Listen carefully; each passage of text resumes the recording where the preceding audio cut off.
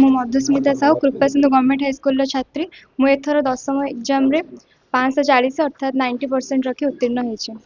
मोर तो 92% आशा थिला 90% अछि एथरे मु खुशी अछि।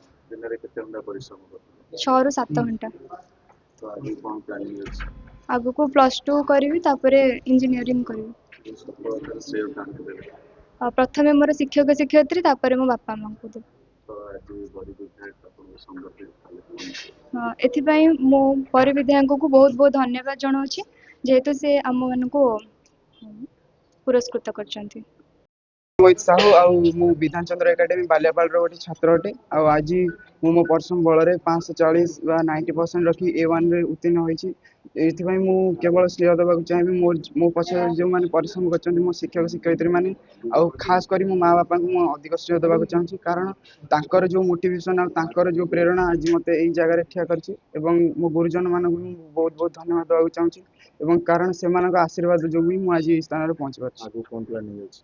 आगको तो प्रथम कथा गोटे मत भल मनीष हबार अच्छी तापर जाकि मोर प्रथम जो गरीब श्रेणी पिला मानक अच्छी से मत पाखे से भलसे शिक्षा पाइपर से मु गोटे भल लेक्चर हाँपी स्थिर कर विधायक बड़ी विधायक अपन सम्मानित कले संबर्धित कले केते खुशी लागे? विधायक संबर्धित कले एटा तो गोटे बहुत गौरवर कथा और ये मु केवल धन्यवाद देवाक चाहिए मो माँ बापा कारण तांकर जो चेष्टा तांकर जो आशीर्वाद जो ही स्थान केवल पहुंची पारछि। आज आम बरी ब्लॉक रो 4 जन A1 रे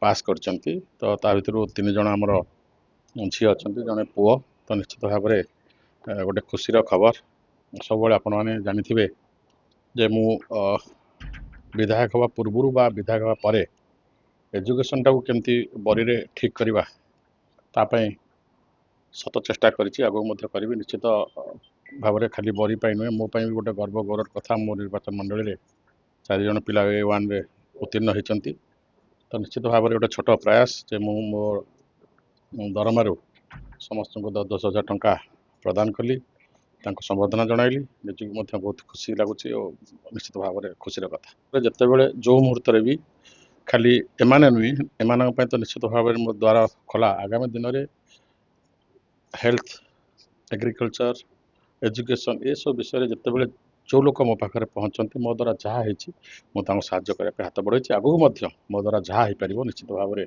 करने प्रतिश्रुति दूँ।